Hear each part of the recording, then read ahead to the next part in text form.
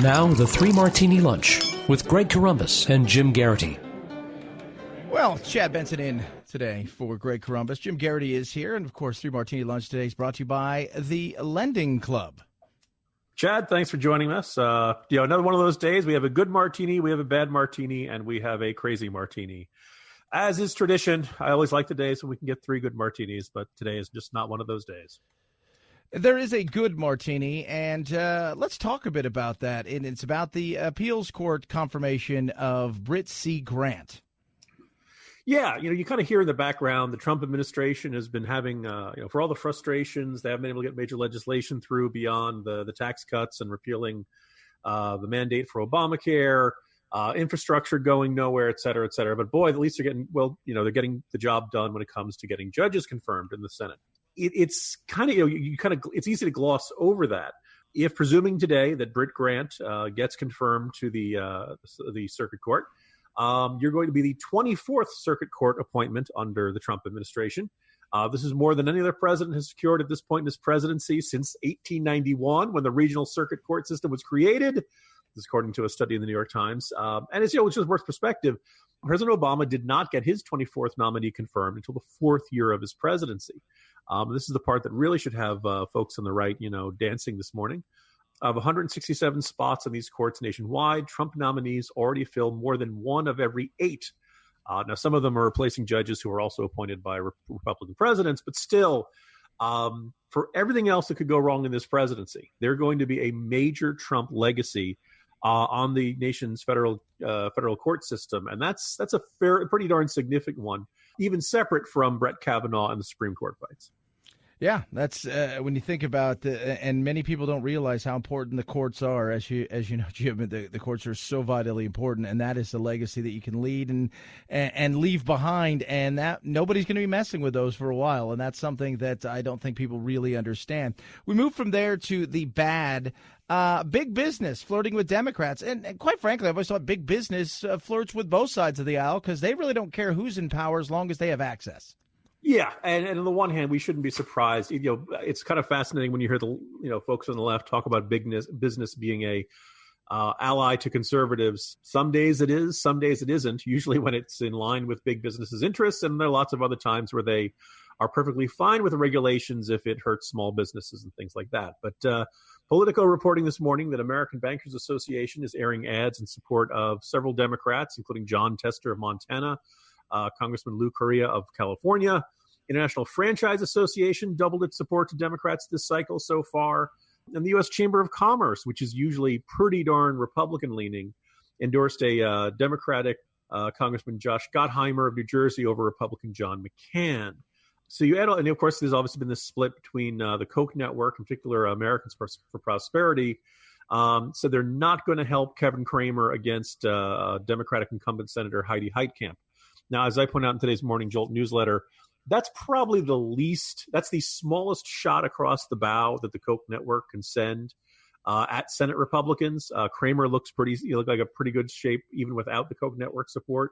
But, look, I don't know about you. As frustrating as it is, the Trumpified, more populist-leaning, skeptical of free trade, Republican Party is, Chad, I don't know about you. I don't really see how the Democrats, who are openly, calling for socialism, is going to be that much of an improvement for the business community.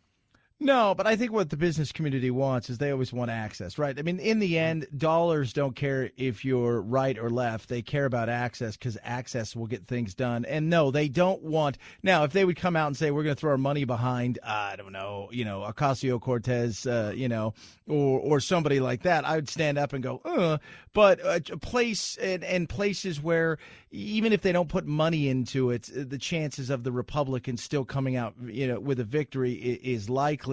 That's, like you said, a very small shot over the bow. And yes, socialism is, if you want to share in something, the misery is what we'll all share in.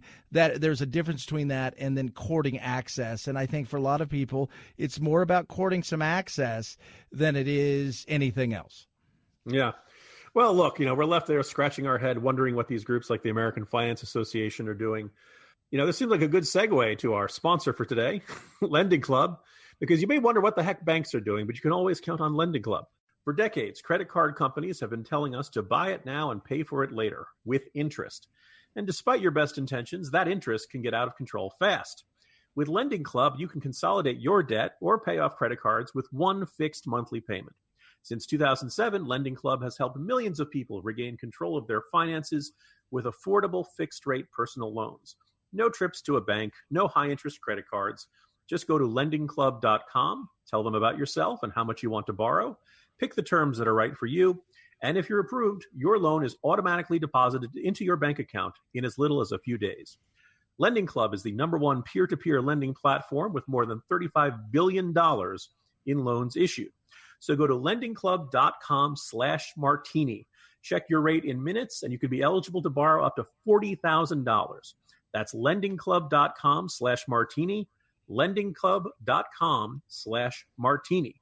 All loans are made by WebBank, member FDIC, equal housing lender.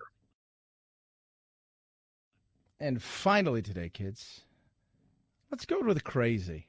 This is crazy, right? William Kristol, Billy Kristol, 2020. Not that Billy Kristol, but William Kristol. I was going to say Billy Kristol for president would be kind of interesting. I kind of, Yes, more interesting than Harry this. And Donald. the person who is just not a huge fan of Trump, a critic on the right that has been loud since the beginning. He may throw his hat in.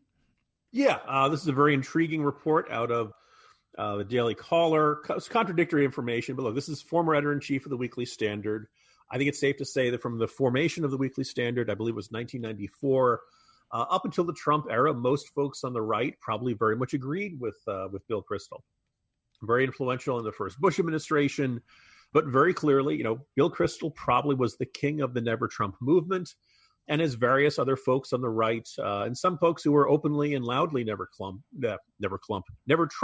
in 2016, have found the Trump administration enacting various conservative goals. Most folks have kind of come around and said, okay, well, at least we're getting some policy wins, some of the priorities we wanted to see enacted by a Republican president. Bill Kristol has not really had much of a shift on that.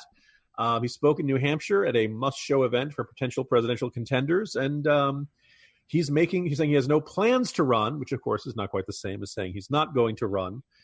There's been a lot of talk about, is Trump going to face a major Republican challenger in the 2020 primary?